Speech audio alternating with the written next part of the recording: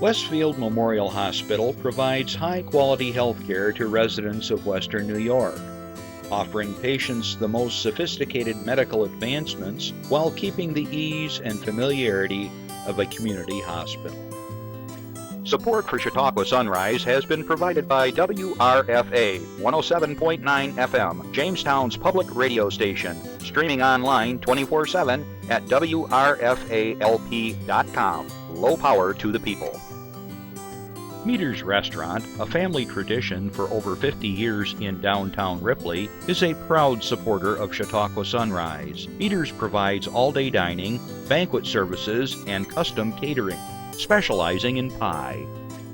Funding for Chautauqua Sunrise is provided in part by the County of Chautauqua Industrial Development Agency, with offices in Jamestown and Dunkirk, helping businesses to prosper throughout Chautauqua County. For more information on how the CCIDA can assist your business, visit choosechq.com.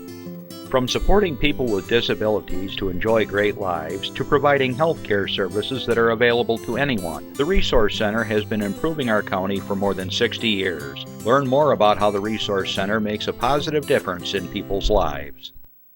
Is getting vaccinated on your to-do list? We can help you check it off, because we make getting vaccinated easy. You've got this, because we've got you. To learn more, visit yougotthis.usaging.org.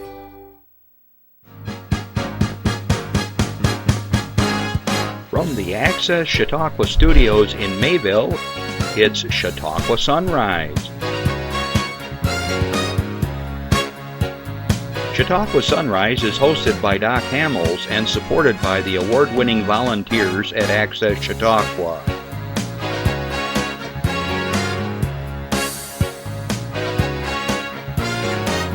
We are here to share local news, colorful interviews, and events of interest to everyone.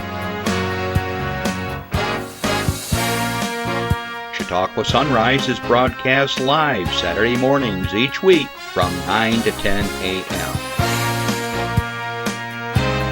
Send events via email or call us live. Check us out on YouTube and Facebook. And now, from the Access Chautauqua Studios, it's Chautauqua Sunrise. Good morning, everybody. I'm Doc Hamels, and welcome to Chautauqua Sunrise. Hope you're all doing well. Wow, what a difference a week or two makes in the weather, doesn't it? Yesterday was like 70. How about your way, Justin? 70? Yeah. And this morning, well, actually during the night, the wind was incredible up on the escarpment in Ripley. I was surprised by how windy it was, but I guess we're under weather watch for high winds this weekend. So get the garbage cans pulled in, tie down the dog, whatever. It's going to be a windy weekend. I want to say good morning to wherever you are in the world. For those of you who are streaming and watching us throughout the eastern seaboard, and those of you across the world, I want to say good afternoon to our friends in the Ukraine, Natalia and friends over at the YWCA in the Kiev, and folks that are down in Kenya, Africa. James, I don't know if you're watching today. And of course, anywhere you are in the world, might even down in Florida. We have some folks on a cruise right now. They may be watching that I know that that are down there. So anyways, and remember always that if you can't watch this show or you have to take off, you can always watch us at 2 and 8 every single day of the week on Spectrum 1301. We'll be on Facebook streaming, of course, and then you can check us out on YouTube. Chris will upload it probably by tomorrow evening, and you can watch us over and over and over again, forever and ever, as long as there's YouTube. Okay, and I want to say good afternoon to all my listeners on WRFA 107.9 Low Power to the People in Jamestown, New York. Thanks for checking in with us Tuesdays at 1 o'clock. So glad you could have a listen. We got a really good show in store for you today. We're going to be talking about the League of Women's Voters and all the programming they're doing, and well, it's going to be really cool because, of course, right now it's a quiet period in our country. There's nothing going on, and nobody really cares about politics or voting. Not. This is going to be really cool, and we're going to get into some things that they're really concentrating on, and I'm looking forward to it. So stick around. It's going to be a good one. Throughout the show, you may have a question or a comment, you may have an announcement. So magically, let's pop up that number, Jeff. Here it comes. Thank you. 716-753-5225. 716-753-5225. Anywhere in the country you can call it. I don't care if you're out of the States. You call us anyways.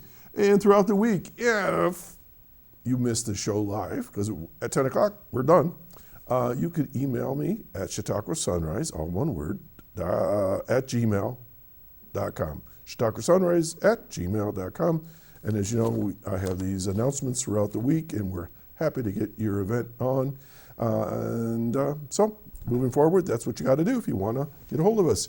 Okay, I looked at the calendar and I was like in shock. You know, when you're retired, every day is like just any old day, Saturday as they say. But St. Patrick's Day is coming up. What are you doing for St. Patrick's Day? Putting on the green? No. I remember as a kid, I always tell this story.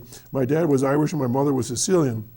So on St. Patrick's Day, everybody would have corned beef and cabbage, you have lots of beer, and then you had 2 days to get over that because 2 days later was St. Joseph's Day for the Sicilian and Italian families, and then we would have a big feast. So we always had these two opposing cultures that all kind of merged in 2 days. It was always a lot of fun. I have to admit, I used to play a lot of St. Patrick's Day parties with a lot of Irish music over the years. So get out there, have some fun, and, well, you know, drink safely. Spring is really definitely here. And did y'all see the blood moon or the lunar eclipse? The lunar eclipse was sort of one of those real slow moving things. And my brother was really good to me. He sent me a picture from out on a cruise ship at 2 a.m, just so that I could wake up and be startled so I could see the lunar eclipse. I gotta tell you, the solar eclipse was more exciting than the lunar eclipse. But anyways, fun things going on all around us. Okay, so I got some announcements to share with you. And let's start out with slide 15, Jeff. Are you ready? Here we go. Ugh. This is from our friends at Pearl City Clay House, which are part of the Infinity Crew. So here we go. Pearl City Clay House unveils Instructor Exhibition, a must-see artistic showcase. And up there you see some pictures. Get ready to be inspired. Pearl City Clay House, a program of Infinity Visual and Performing Arts over in Jamestown, is thrilled to announce the highly anticipated opening of the Pearl City Clay House Instructor Exhibition, that's a mouthful, at its vibrant downtown studio. Opening March 23, so that's next week sometime, this exhibition shines a spotlight on the incredible talent of Pearl City Clay House's instructional team. From stunning ceramics to contemporary crafts, visitors will get an exclusive look at original works created by the artists who bring creativity to life in their classes. Plus, you'll get a sneak peek at sample projects from upcoming workshops, perfect for anyone eager to get hands-on with clay, paint, fiber arts, and more. I always wanted to throw a pot. Have you ever done that, Justin? Do ceramics? I've done slip casting, but I've never done like on the wheel. I think that'd be a lot of fun. Probably people will consider me armed and dangerous with it, but it would be fun. Infinity's executive director Shane Hawkins says Pearl City Clay House has become a thriving art hub for visitors and local artists. I remember we interviewed them early on when they were just starting out, and I'm really pleased to see how they've grown. I'm always amazed to see, according to them, to see the work being produced, according to Shane, and the community that has been built. Deb and her team and the studio members create a welcoming, inspiring experience for everyone who enters. So they're very happy to be able to showcase the talented instructors at the exhibit. Okay, there's an opening reception on Sunday, March 23 from 2 to 4, a celebration of art, creativity, community. This free event welcomes art lovers of all ages to mix and mingle with their talented instructors, enjoy light refreshments, and soak in the energy of artistic expression. So we'll do a shout out to everybody that's over there. The participating artists include, oh boy, I apologize ahead of time if I say your name wrong, but we'll give it a shot. Excuse me, Alita Folk, Ashley Snyder, Becca, Darcy McLaughlin, Debbie Penley, Deborah Eck, Emily Klein, J.J. Moore, Patty D'Angelo, Patty Kramer, Sarah Brown Millspaw, and Tara Myers. That wasn't too bad. So again, March 23, and throughout that week, they're going to have a cool exhibition of art. Check it out. All right, now this band, I think I've seen these guys live years ago, and let's get that slide up, Jeff. The Celtic band Young Dubliners to perform at the Reginald Linnaeus Center for the Arts. Okay, I believe some of them are actually related to the original Dubliners of the 60s, and they were quite the band in its day, and I've done a lot of their music. And when I saw the Young Dubliners, they were doing a lot of the traditional Irish music, and then of course more upbeat modern Celtic music. One of the world's leading Celtic rock bands, the Young Dubliners, will perform a live concert on stage at the Reginald Linnaeus Center for the Arts on March 22, so that's a week from today at 7:30. Led by founding member and Irishman Keith Roberts, the band fuses Celtic and rock music with fiddle vamps, howling guitars, I like that, and frenzied drums. For over 30 years, the Young Dubliners have toured the world, playing with Collective Soul, Jethro Tull, cool, Johnny Lang, Los Lobos, I didn't know they were still around, Chris Isaac, and a whole lot more. They perform on Jimmy Kimmel Live, and their music has been featured on TV shows, including The Sons of Anarchy. So, that's coming up and should be fun. That's going to be at the Reg, and the tickets are, where is it? Doesn't tell me the price, so you're going to have to check it out. Give them a call at the box office at 484-7070, and or you can go online, of course, go to the RegLinnae, all one word.com, and get your tickets there. Okay, so that's coming up. That should be fun. Of course, getting all in the swing of the St. Patrick's Day week. All right, let's go to 17, chainsaws and safety. Here's a new one. It sounds like a horror movie, huh? Yeah. No, this is a good thing. Chainsaws are important tools. I have some, and they can be dangerous. Useful for everything from yard work to cutting firewood to forest management to harvesting timber. They are a feat of engineering, a relatively simple machine made up of a motor, a bar, and a chain that allows anyone the power to take on large tasks. Effectiveness can quickly become dangerous if this machine is not used properly and using appropriate safety measures. So, Chautauqua County Greenways, hold on a minute, together with them, the Chautauqua County Partnership for Economic Growth, and several local trail enthusiasts, they'll be providing these classes to increase support for the county trail system. And let's see where we're going here. So you are to bring, if you're interested, they're offering a course. It's $150 for a full day of demonstration, training, and personal coaching, as each participant gets to put their new knowledge to work and so forth. Now, having been a supervisor of technical education classes at BOCES, I used to go and watch the conservation classes cut down trees, and I learned how not to cut a tree and how to cut a tree down, and there's an art to it. So if you're interested in getting a chainsaw, or you have one and you haven't taken classes, I highly recommend something like this. So you got to bring your own protective gear, your glasses, hats, and chaps, and things like that. Yep. And at the end of the day, you'll go home with an official certificate of completion. So this is coming up on May 30th, May 14th, August 20th, and August 21, and there's different levels.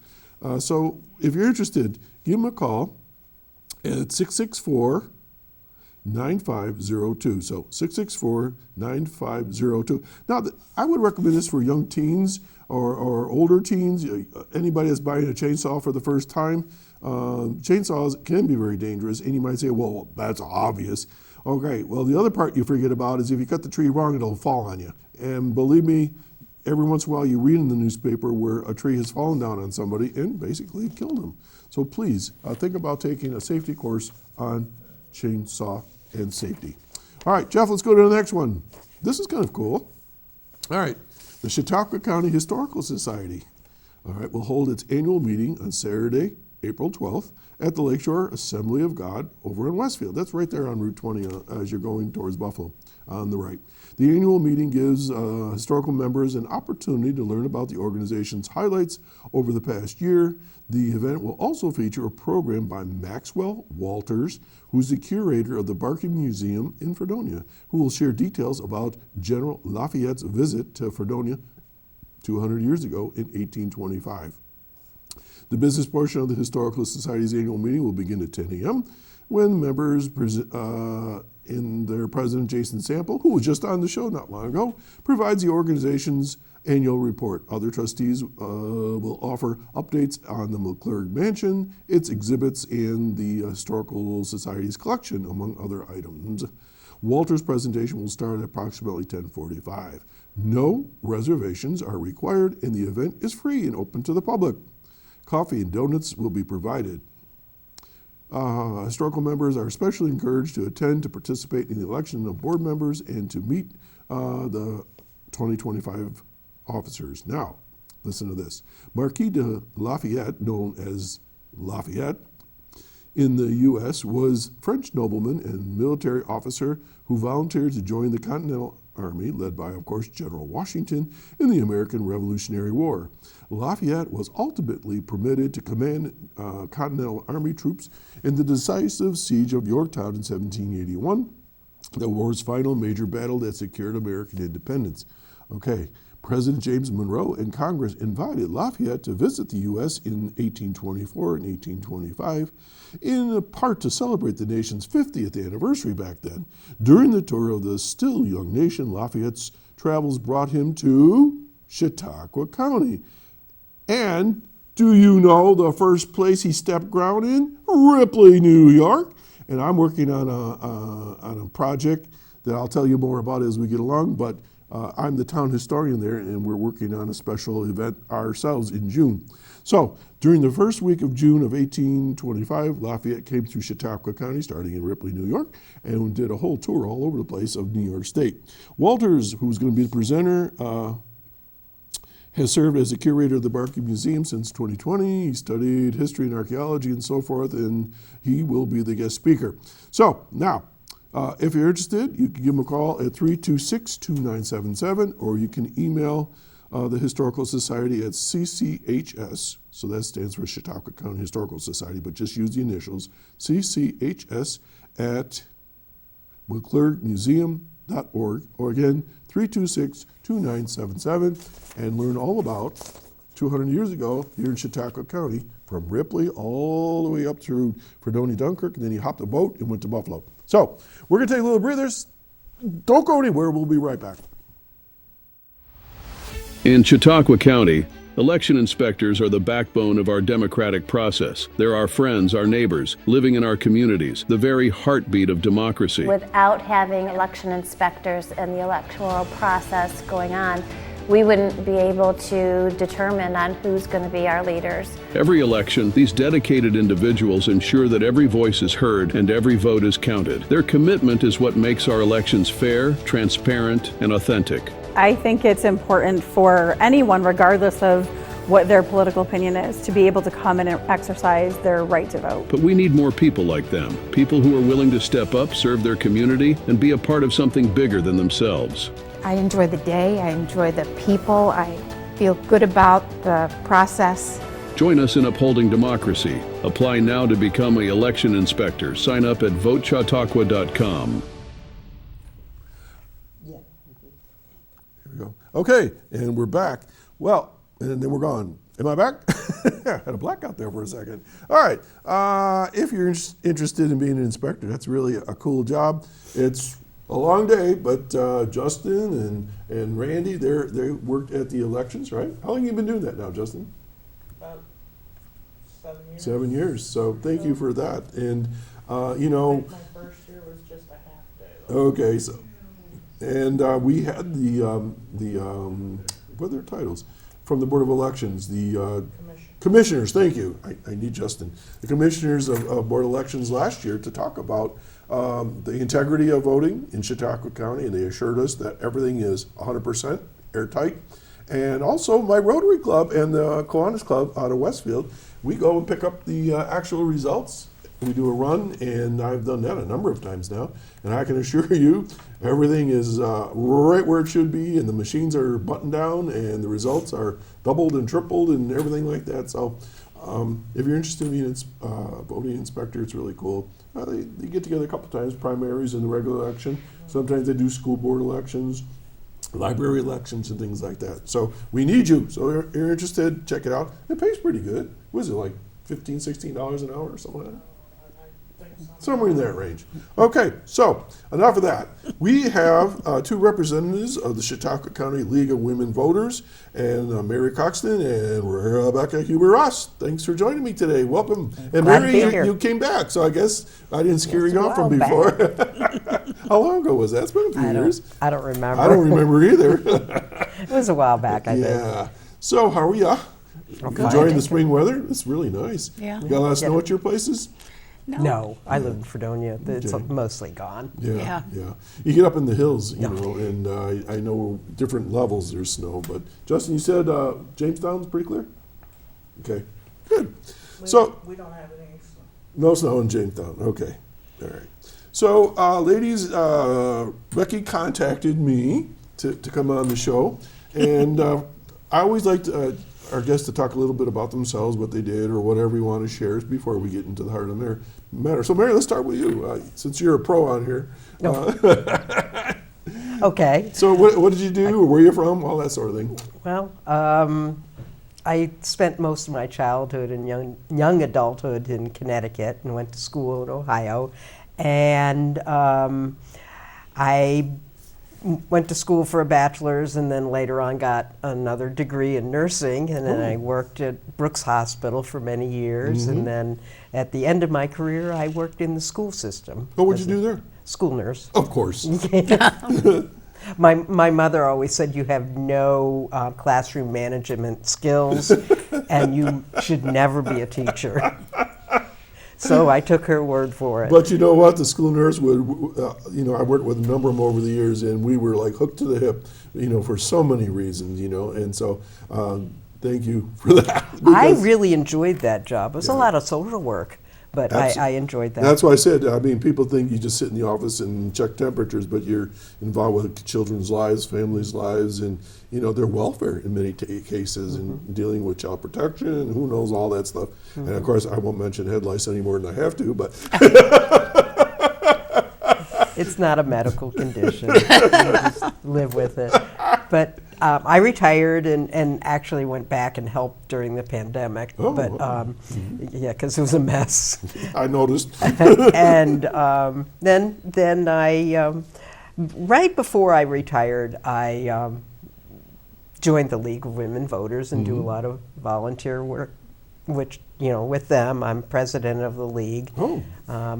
And I work at Literacy Volunteers, and So you keep it really busy. I keep busy. Well, yeah, good. and I take care of my kids' 2 dogs and my own, and walk them. I know, I have like this, give me a second, 3, 4, 7, 8, 9 dogs I have to take care of from time to time that aren't mine. Grandpa, can you come over and take care of these dogs? Dad, can you, so yeah, I have to do dog walking. Okay, well, we'll get to the heart of the topic here in a second. Not a problem. Beckie, we've known each other for a long time, not for a long duration, but we worked together when I was the interim elementary principal at Westfield back in whenever it was, a long time ago. Yes. And you were the computer teacher. Computer teacher, but I mean, Right. you did a lot of cool things there, and our rooms were just across the hall, so we used to chit chat from time to time. Yep. And I can remember when you asked me if I was related to Candy Huber, and I laughed. You said, I thought so. You laughed the same way. Well, your cousin and I Yeah. worked together for years and always had a great relationship. So, Yeah. And so, so tell us a little bit about yourself. Well, I was born in Pennsylvania, but I've spent most of my life in Western New York. Graduated from Silver Creek, and I had kids and then went back to college and finished college, and my first day of teaching in Westfield was my 40th birthday. And so then I taught for 25 years, and now I'm retired. Well, good for you. The week is 6 Saturdays and a Sunday. What's the weekend? So it seems. Yeah. So, and now, how did you get involved with the league?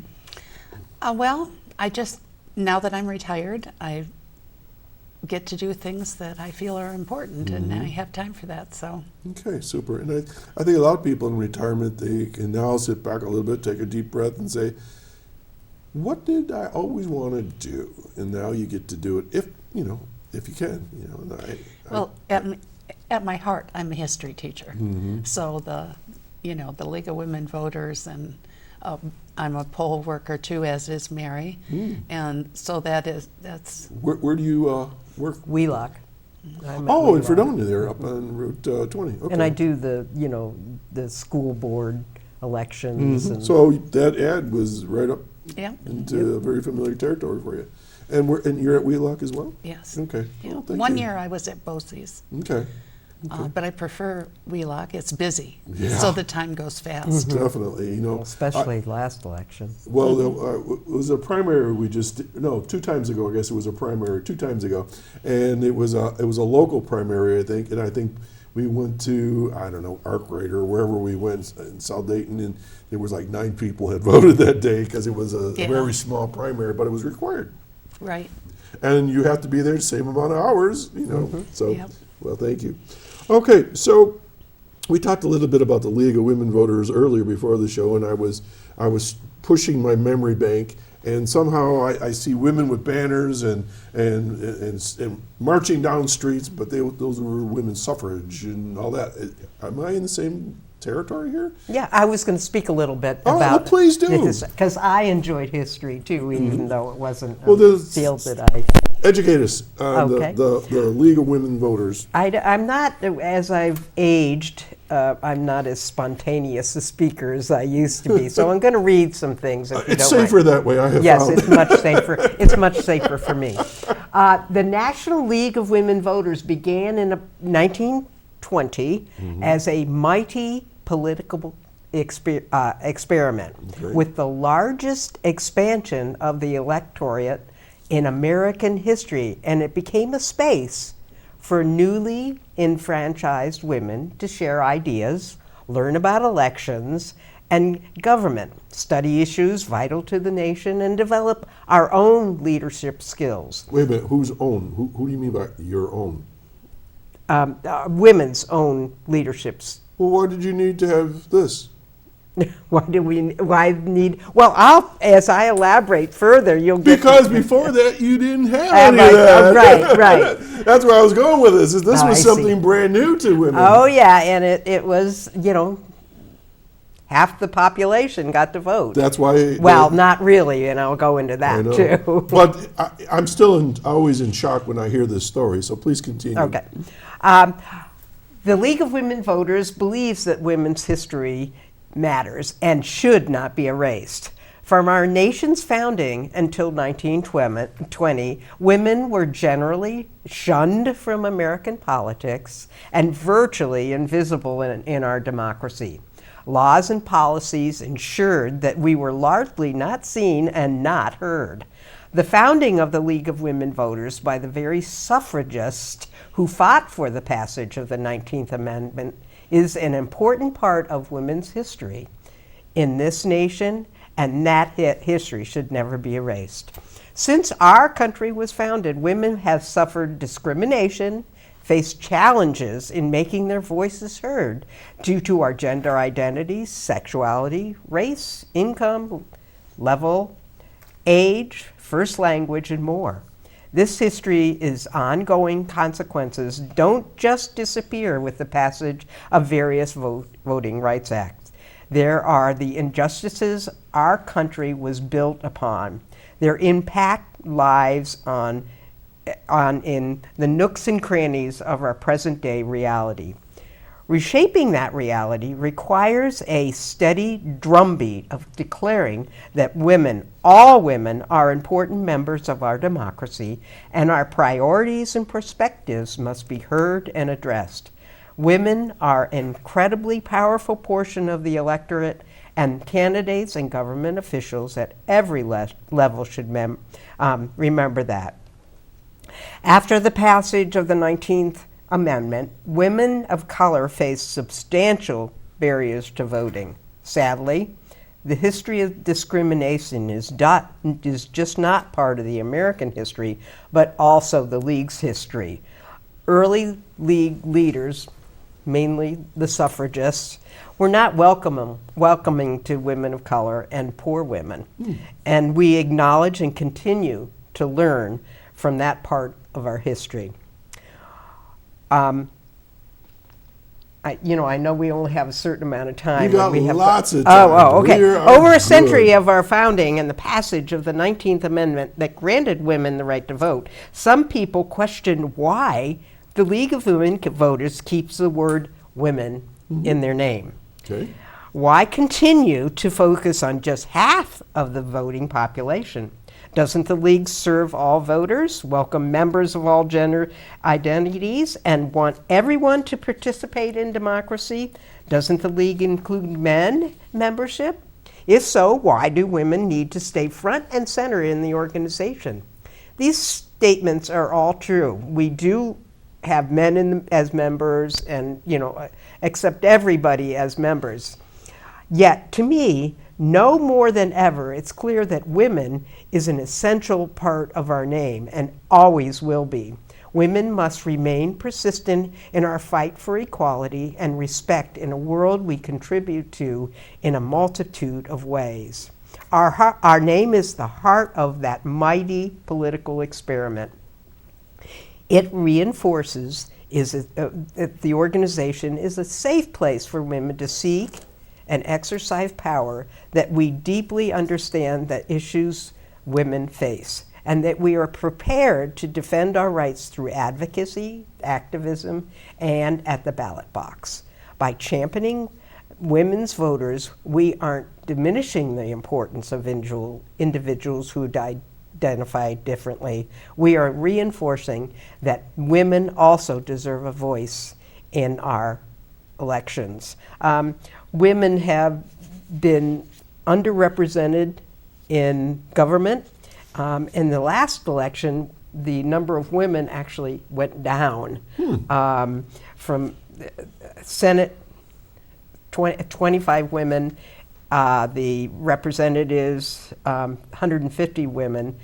But for the first time in our nation's history, 2 black women were elected to the Senate, which was cool. We face barriers to seeking political positions, and through gender discrimination.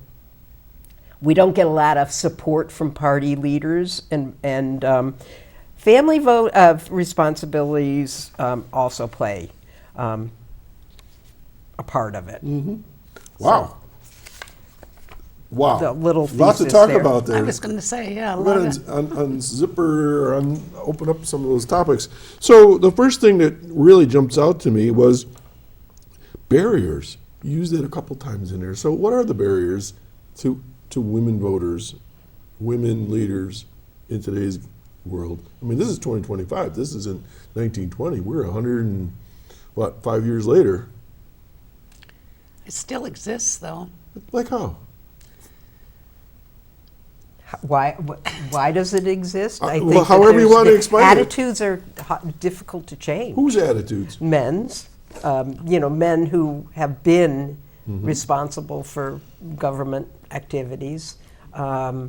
We still don't have a woman president, and many other countries have elected women as. I don't think the country as a whole feel that women are competent enough, maybe have the education, that kind of thing. And I'm baffled as to why we don't have more women in government. But as I said, the political leaders often kind of don't support women who are running for office. Okay, so that's at the national level. Agreed? How about Chautauqua County?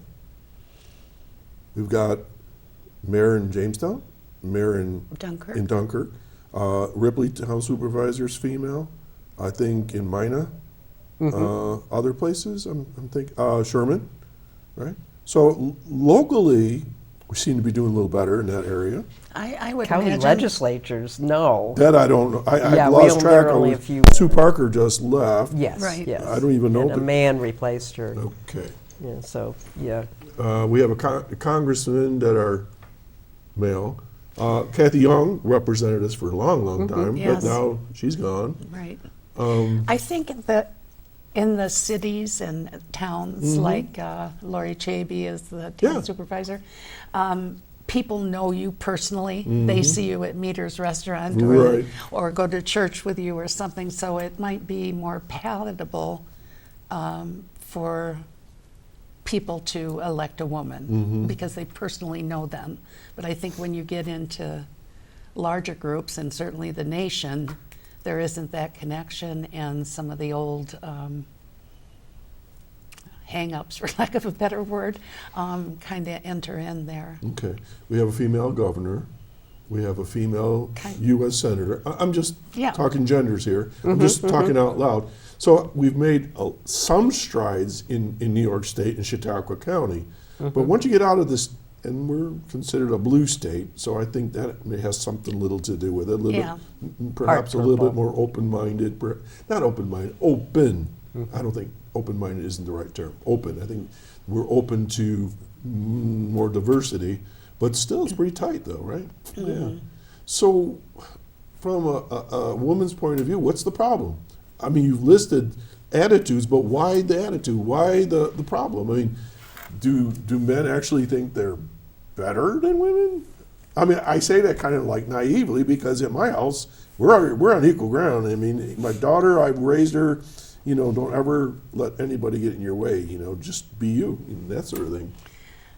Well, and I know you, and I know that you would be that way, but unfortunately I don't think everyone is, or, you know, there's just still a lot, like, women can't do that, you know. I was raised in a very egalitarian home. My parents, you know, everybody goes to college. And there were 3 girls and 1 boy, and we were certainly treated on equal terms, encouraged to play sports. But I mean, we just had a woman run, and she lost again. Yeah, that's national again, you know. So I think the further we get away from the local areas, the more issues there are. Okay. So you said that, what's the word I'm looking for here? That there are, we talked a little bit about barriers in that it's attitude. It's certainly not because of education. It's certainly not about money necessarily, except if you're not supported by your party, you don't get the money. So I guess that's where it kind of breaks down there on the higher level, you know, in larger national levels. But are there issues that the league is concerned with right now on the political scheme of things? Or voting rights is a big issue with All right, well, let's talk about that. But I wanted to say more women go to college now than men, and which is, you know, should be equal. So I guess there's some work to be done with young men and going to college. But anyway, we're concerned with voting rights. And when you say voting right, what do you mean by that? Well, making it setting barriers to voting for people, like voter IDs, that kind of thing. So what's the big deal? I mean, you got a driver's license, you can get a passport, you can have something, you go to Mayville and get a ID card from the sheriff's department. I mean, what am I missing? I think sometimes it is difficult for people to access those kind of things, and they may not have the background or knowledge to get those kind of IDs. And that's where I was going. Okay. So how do you fix that? What are the solutions to that? Okay. Because a lot of times it's transportation. A lot of times it's not even, like you said, people don't even know that you can get that personal ID card, you know, type things. So what's the league doing about it or suggesting? Well, that's a good thought, because The Source, which is a newspaper, they were just talking about, you know, getting the voter or the cards. People who don't have them, that don't have the kind of enhanced driver's license, they should get the other kind. Yeah, that's something that we should really, you know, talk about, how to access access those things. Well, we have the opportunity now, so I guess you can go to Mayville and go to the DMV and get an enhanced driver's license, right? Or it's another kind of license too that it's say you don't drive. Right. So there are two kind of license that Okay. you can get. We do a lot of voter registration too. That's a big How's issue. that work? When you say voter registration, what do you mean by We that? go to, well, this year we went to the colleges and a lot to try to get students to register to vote. And it was fairly successful, but now that the motor vehicles registers students, when you get your license, you register. So in Chautauqua County, I forget, there's like 25,000 people. How many people? Of course, there's kids in there too, but do you know how many people are actually registered in New York State, or in Chautauqua County? Excuse me. That I don't know. I don't know the numbers, to be honest. It's a little different for the colleges because, you know, you have kids living in other towns and even other states. So we try to ascertain, you know, where they want to vote. And most of them want to vote in the town they're from or the county they're from, and so we have to explain the absentee ballot, that kind of thing. It's a little complicated, you know, for the students. Yeah, it is. It's not as easy. We go to kind of what we might consider underserved populations, and there's language barriers. So we do try and get people who speak Spanish. There you go. Okay.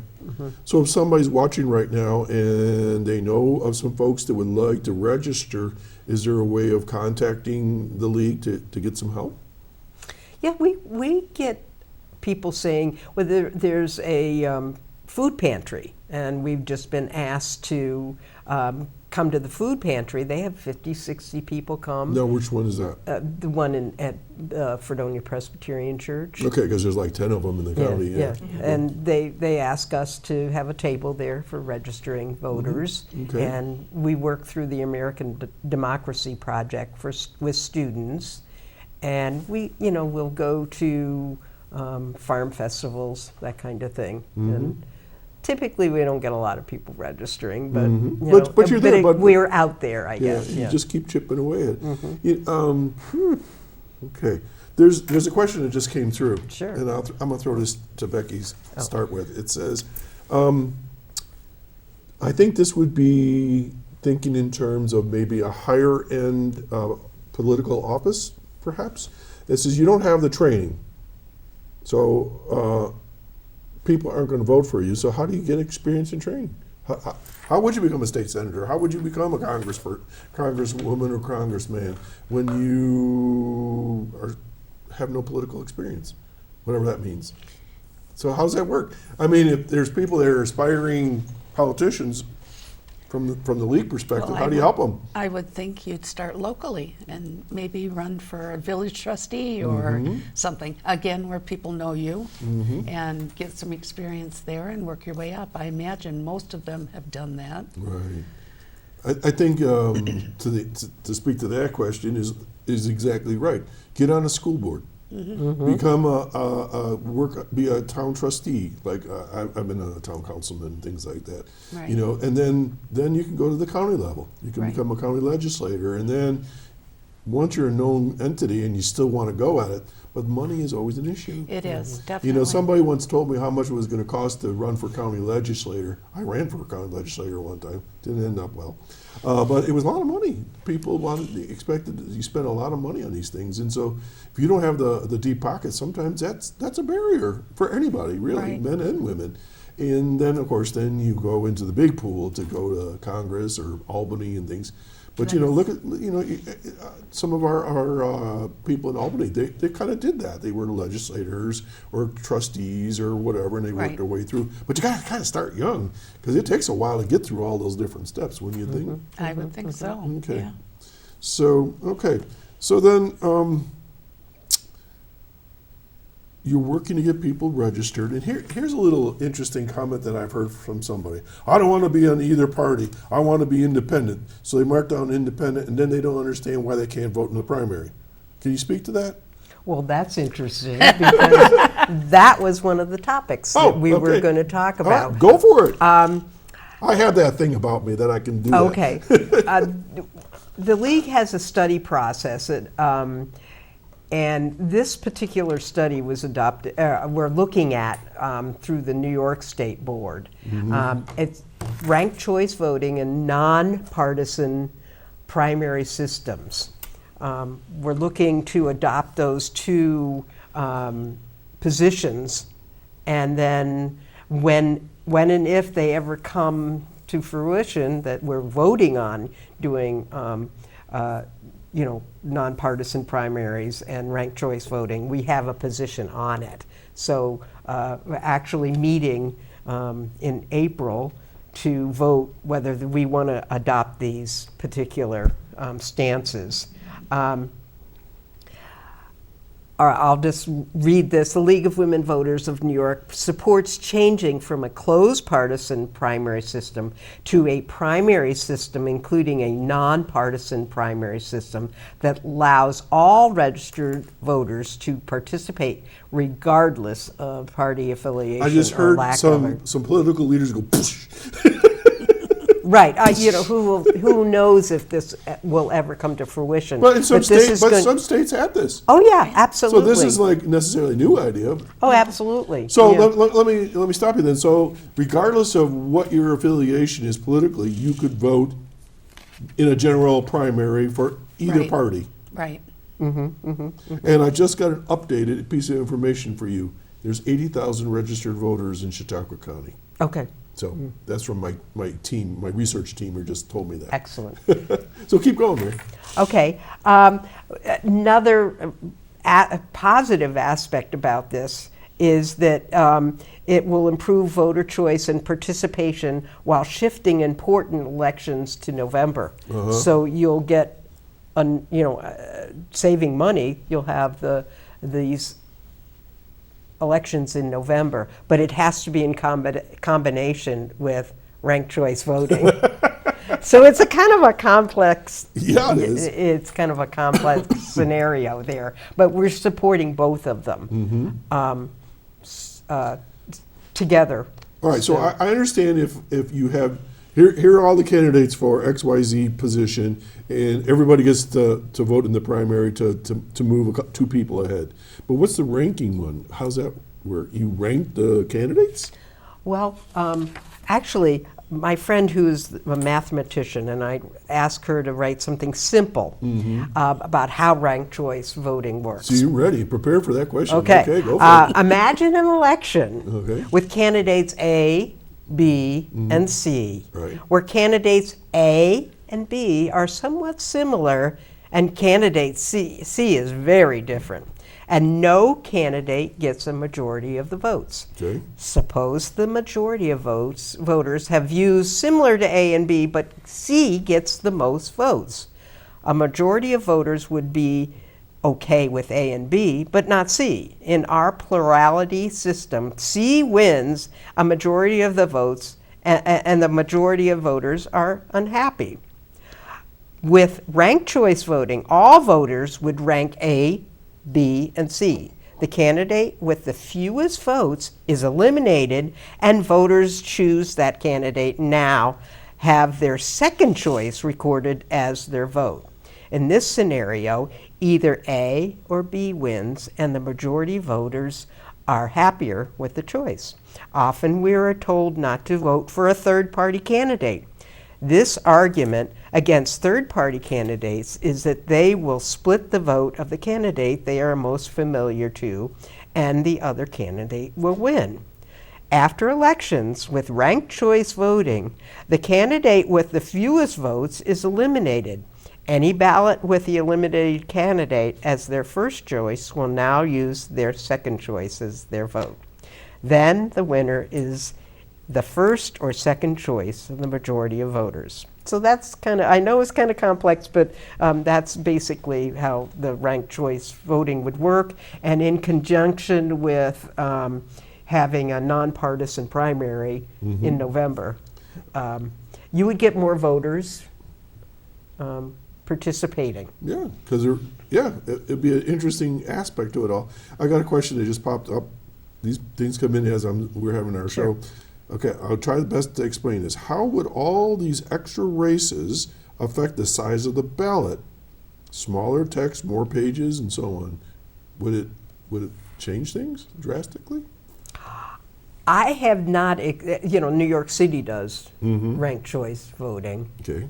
What were some of the other places that we did mention? There are a number of states that do it. I don't see that it would. Maine and Alaska do it Yeah. Okay. for state and federal primary elections and all general elections. 26 additional states include at least one jurisdiction that uses ranked choice voting, and 54 jurisdictions across the country have used or enacted RCV, including New York City, for primary elections. In addition, Australia since 1918, Malta and Ireland since 1921, they use ranked choice voting. I don't know, I've never seen the ballot, but that's one thing that we work in terms of advocacy with, the Board of Elections to simplify ballots, make them understandable. So I think that if we did adopt this position, we would have people working on making that ballot and then submit our And ideas. then educating people too. Oh, absolutely, you have. That. Well, that's a huge thing. Yeah. This is a cultural shift. I mean, this is societal cultural. So let me ask you a question. As far as the League of Women Voters, is this throughout the United States, or is this a New York State thing? It is a New York State thing. They do not, the National League does not take a position because in the Constitution, those voting, how people vote is up to the state. So they do not take a position on this. Okay. Just the state. Another question has come through. Has ranked choice voting in other locations ever allowed a candidate to win that wouldn't have otherwise? What about races that have only one candidate? Well, ranked choice wouldn't be used unless there were more than more than one. Yeah. Okay. And so a candidate to win that wouldn't have otherwise. So I suppose it's a numbers thing, right? I guess. I wish our mathematician was here. She has done a PowerPoint on the different scenarios and how that would work, and it's a little above my pay grade. Well, in our club, wasn't that ranked choice for the topic? Yes. So if you have 3 topics and you like one the best, you give that 3 points. Your second choice would get 2 points, and your least favorite would get 1. So I don't really see that it would happen very often, if ever, that a candidate would win that, you know. This is the way it's set up. Okay, so let me really get crazy now. You ready? Okay. This is a hot topic. In the United States, we've had elections where people win the popular vote but lose the electoral college. Does the Women's League have anything to do with the electoral college? Yes. Well, we have a position on that. That's what I mean. That we have, we brought to, the separate leagues vote on it. They come to consensus, and then the National League votes on it. And we have a goal of promoting the elimination of the electoral college. That's one of our positions. That is such a gamesmanship, that whole electoral college, where the people are trying to figure out what precinct out of 1,000 precincts that they got to get, so they get just enough so they get that electoral vote. Well, we're no longer in the position as a nation that we were when the Electoral College was established. They figured the average citizen didn't know much. Right. And so it was a safety net, so to speak, to someone who supposedly would know better would catch an error. But now it's it doesn't serve that function Doesn't- anymore. It's And antiquated. We have a 24-hour news cycle. Mm-hmm. Most everyone is informed to a degree Mm-hmm. and can make a decision. So I don't see it. It just doesn't work anymore. Okay, so changing topics again. Locally now, how many people are in your group, your league?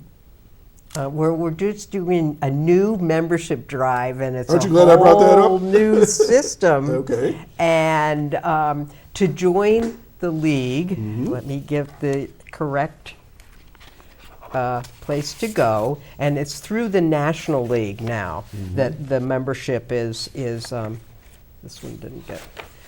You would go if you'd like to join. It's a very simple process. Mm-hmm. LWV.org LWV.org.